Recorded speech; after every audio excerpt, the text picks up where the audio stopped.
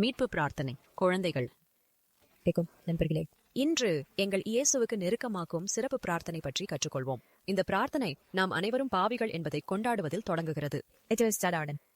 பிறகு இயேசு நம் பாவங்களுக்காக குருத்தில் இறந்தார் என்பதில் நாங்கள் நம்புகிறோம். நாங்கள் இயேசுவிடம் எங்கள் பாவங்களை மன்னிக்க கேட்கிறோம். இது ஒரு முழு சிறப்பு தருணம். நாங்கள் இயேசுக்கு எங்கள் இதயங்களை திறக்கிறோம். அவர் நம்மில் வர அனுமதிக்கிறோம். நாங்கள் இயேசுவை ஆண்டவராகவும் மீட்பாளராகவும் ஏற்றுக்கொள்கிறோம். இது ஒரு பெரிய முடிவு. எங்கள் பாவங்களுக்கு மன்னிப்பு அளித்தது மற்றும் நித்திய வாழ்க்கைக்காக நாங்கள் இயேசுவுக்கு நன்றி கூறுகிறோம். நாம் நன்றி சொல்லுவோம். பொலிஷி மற்றும் நம்பிக்கையின் காலம். மீட்பு பிரார்த்தனை எங்களை இயேசுவின் நண்பர்களாக ஒன்றிணைக்கிறது. எவ்வளவு அழகா இருக்கிறது! ஜீசஸுடன் எப்போது வேண்டுமானாலும் பேசலாம் என்பதை நினைவில் வையுங்கள். விழுந்த எங்களை கேட்கிறார். பிரயாணம் என்பது அவனுடன் சிறப்பு நட்பு உருவாக்கும் திறவுகோல்.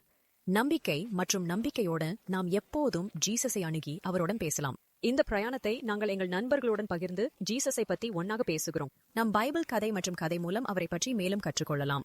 எங்கள் வாழ்க்கையில் ஜீசஸின் அன்பும் நன்மையும் அறிய எப்போது வேண்டுமானாலும் தாமதமில்லை. யாவரும் இந்த அழகான மீட்பு கதை பகுதி. ஜீசஸை பெற்றால் நாம் ஒரு பெரிய குடும்பத்தில் சேர்கிறோம். அவர் எங்களை இரக்கமாகவும் கவலைப்படவும் கற்பிக்கிறார். அவர் எங்களுக்காக செய்கிறார். மீட்பு பிரயாணம் என்பது நம்பிக்கையுடனும் ஒளியுடனும் அழகான பரிசாகும். தினமும் ஜீசஸுக்கு உங்கள் இதயத்தை திறந்து பிரயாணம் செய்ய மறக்காதீர்கள். மீட்பு பிரயாணம் என்பது ஜீசஸுடன் தொடங்கும் அற்புத சாகசம்.